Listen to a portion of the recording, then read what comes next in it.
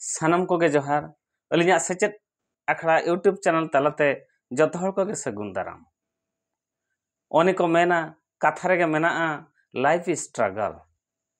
प्रकृतरे life दो अड़ी संघर्षमय गया बा अड़ी लड़ाई काते इनांग जतवा जिनिस रेदम दाड़ेया चिकाते ओन काते के तो लड़ाई काते के तो तेहें भारत दिसम फुरगलेना इंग्रेज सरकार को नीरेना ब्रिटिश सरकार को नीरेना आबुआ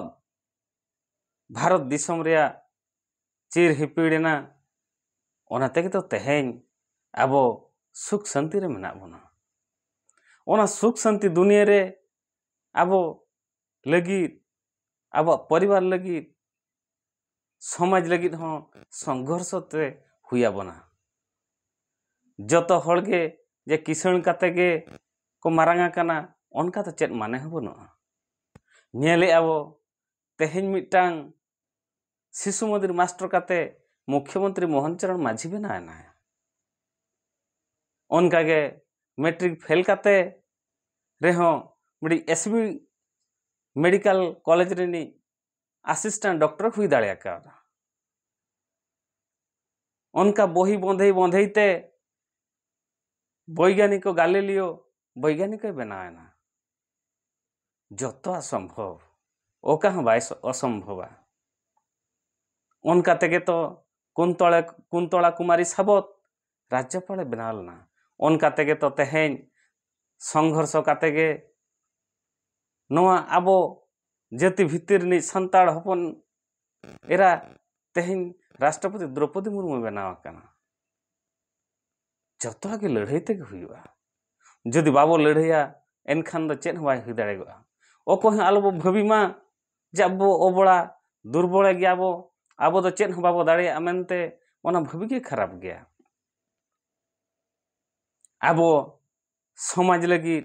सावता लगित आबा चासी को बखरा हो सरकार अड़ी अड़ी आयमा गे योजना अगुया ओना आयमा योजना रे सुफल इदी आबा कमी काना जदि नोआ आयमा योजना रे सुफल बाबू इदिया एनखान ओना तला खन दो आबो गे गेट भेगार मेन तबो हिसाबोआ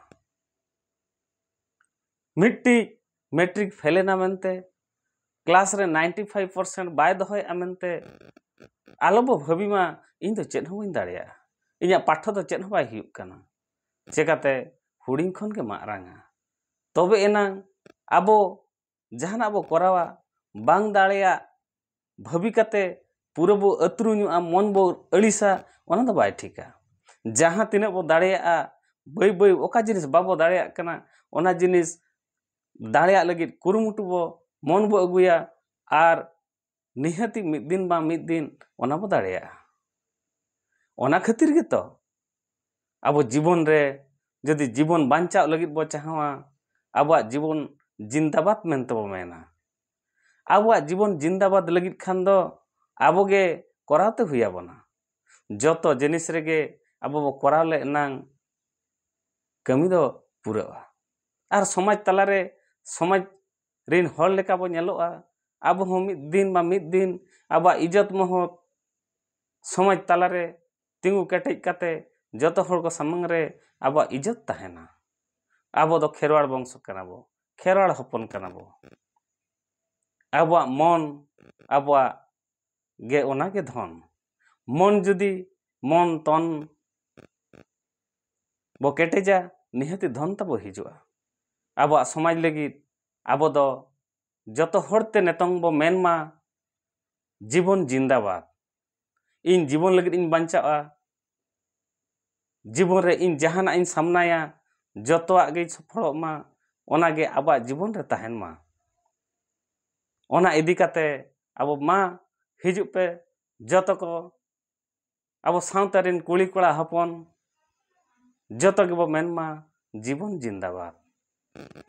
जीवन जिंदाबाद जीवन जिंदाबाद मा तबे तेहें दो इना गे जोहार लाइक सब्सक्राइब कमेंट बांग बो हिड़िंग मा तबे तेहें दो इना गे जोहार।